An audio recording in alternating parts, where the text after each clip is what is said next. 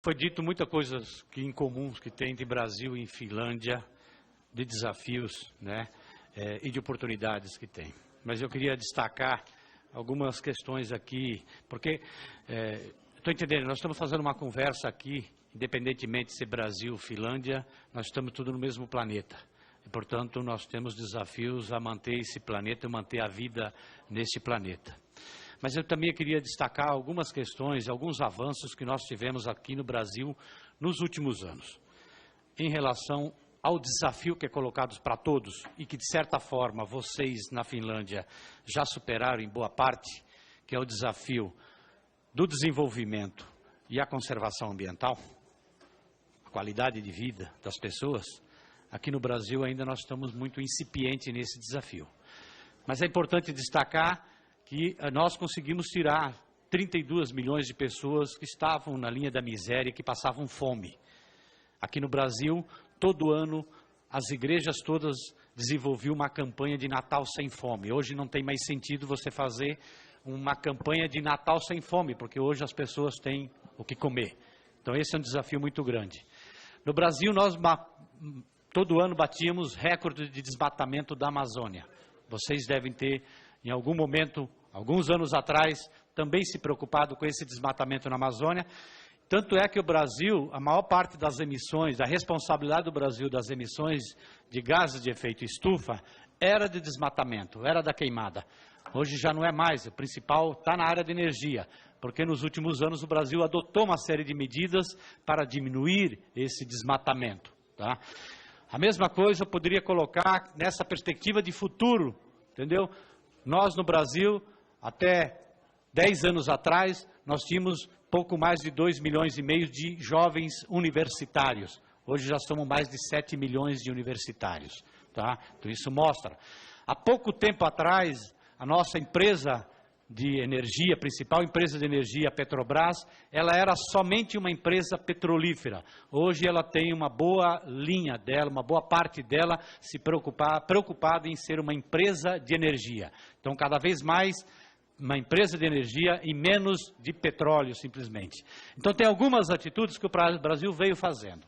Mas, no entanto, tem alguns desafios que nós não conseguimos separar aqui ainda. O Brasil ainda é o país onde tem o maior consumo de agrotóxico na agricultura. Nós somos campeões nessa área, tá? O Brasil ainda é um dos países que mais desmatam também. Nós ainda temos esse problema. O Brasil ainda é um dos piores países do ponto de vista da distribuição de renda.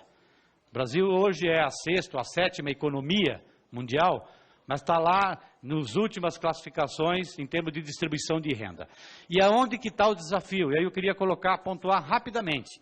Quando a gente fala em desmatamento, e da Amazônia principalmente, não se entende ainda, é uma disputa interna, não se entende que dentro da Amazônia você tem gente, você tem os amazônidas, você tem populações tradicionais, você tem indígenas, seringueiros, ribeirinhos, populações que ao longo do tempo viveram e conviveram com a Amazônia e ajudaram a conservar. E aí há um desafio muito grande entre você buscar alternativas de desenvolvimento, que melhore a qualidade de vida, que leve as políticas públicas, a presença do Estado nesses lugares mais distantes do Brasil, mais no interior do país, tá? E ao mesmo tempo, entendeu, desenvolva e crie alternativa de desenvolvimento para gerar economia.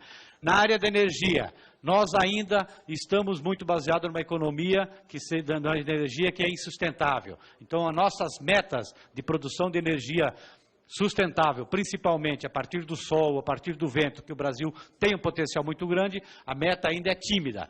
Temos muito em relação àquilo que era alguns anos atrás, mas ainda é tímido e nós temos muito ainda o que avançar. Há um desafio que eu coloquei aí em relação ao agronegócio. O Brasil tem uma agricultura de exportação, commodities, muito importante, que é importante para a economia do Brasil, do agronegócio. Mas mesmo dentro do agronegócio, entendeu, há aqueles que veem, entendeu, que para você implementar o agronegócio, você tem que eliminar direitos de populações tradicionais, eliminar direitos indígenas, não demarcar as terras indígenas, usar o agrotóxico sem limitações, né?